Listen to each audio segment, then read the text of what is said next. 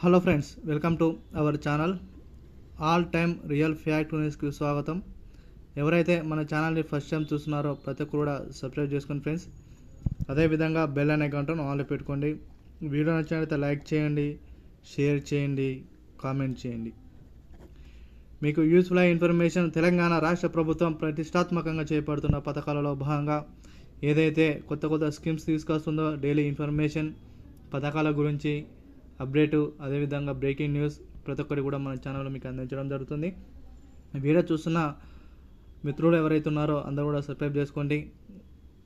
వీళ్ళని త్వరగా వీడియో అందరూ కూడా షేర్ చేయండి. ఇక్కడ వివరాలను ఒకసారి పరిశీలించినట్లయితే రేషన్ కార్డు ఉన్న వారికి 2 శుభవార్తలు ఆ రోజు నుంచే అమలు. తెలంగాణ రాష్ట్ర సర్కారు దాదాపు 29 లక్షల మందికి రేషన్ కార్డులు అయితే మంజూరు చేస్తామనేది కూడా హామీ ఇవ్వడం జరిగింది. డిజిటల్ కార్డు రూపంలో, అంటే మనకి ఏటీఎం కార్డు ఉంటుంది కదా, ఏటీఎం కార్డు రూపంలోనే కొత్తగా రేషన్ కార్డు అయితే ఇవ్వడానికి ప్రభుత్వం అయితే ఆలోచన చేస్తూ ఉన్నది. వీటిలో ఆల్రెడీ మనం చూసుకున్నట్లయితే ప్రజాపాలనలో మనకు ఏదైతే దరఖాస్తులు చేసుకున్నారో ప్రజాపాలన దరఖాస్తు చేసుకున్న వారికి, అదేవిధంగా ఆల్రెడీ రేషన్ కార్డుకు సంబంధించి దరఖాస్తులు అవన్నీ కూడా ప్రభుత్వం దృష్టికి అయితే తీసుకురావడం జరిగింది. వాటిని అయితే అన్నీ పరిశీలించిన తర్వాత ప్రభుత్వం అయితే ఈ నిర్ణయం అయితే తీసుకోవడం జరిగింది. ఈ రేషన్ కార్డులు అనేది త్వరలోనే మంజూరు చేస్తామని అయితే కూడా హామీ ఇవ్వడం జరిగింది.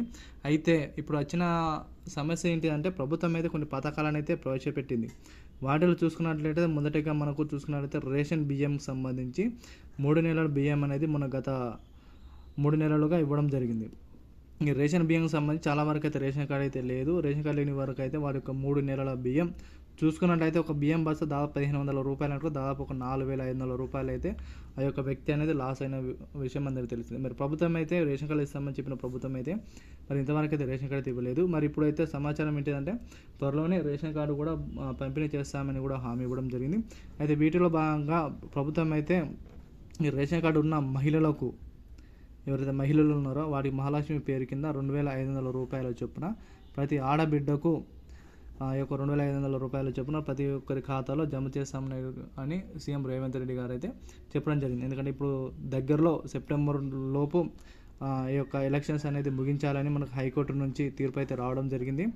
ఈలోపు ప్రజల నుండి వారి యొక్క ఓటును తీసుకునే ఉద్దేశంతోనే ప్రభుత్వం అయితే ఈ యొక్క విషయం చెప్తున్నానని అర్థం చేసుకుంది. ఎందుకంటే ఇన్ని రోజుల నుంచి ఎప్పుడో చెప్తామని, ఎప్పుడో జమ చేస్తామని చెప్పిన 2500 రూపాయలు అయితే ప్రభుత్వం అయితే ఇంతవరకు అయితే ఇవ్వలేదు. మరి ఇది ఒక ఎలక్షన్ స్టంట్గానే మనకైతే అర్థమవుతుంది.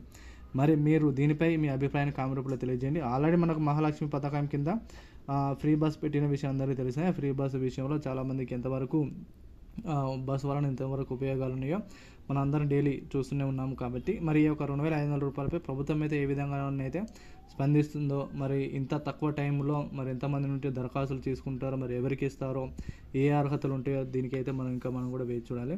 ఏది ఏమైనా ప్రభుత్వం అయితే ఇవన్నీ కూడా సెప్టెంబర్ లోపు అమలు చేస్తామని కూడా హామీ ఇవ్వడం జరిగింది. సెప్టెంబర్లో ఎలక్షన్స్ ఉంటే దాదాపు ఆగస్టులో ఈ యొక్క 2500 రూపాయలపై అమలుకు ప్రభుత్వం అయితే గ్రీన్ సిగ్నల్ ఇవ్వడానికి అవకాశం అయితే కనిపిస్తున్నాయి.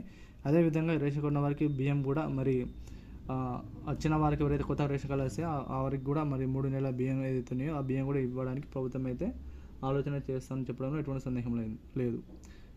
ఇటువంటి సమాచారం ప్రతిరోజు మీకు అందుకోవాలంటే ప్రతి ఒక్కరు మన ఛానల్ సబ్స్క్రైబ్ చేసుకోండి ఫ్రెండ్స్. అదేవిధంగా బెల్ అనే గంటను ఆన్లో పెట్టుకోండి. లైక్ చేయండి, షేర్ చేయండి. Thank you.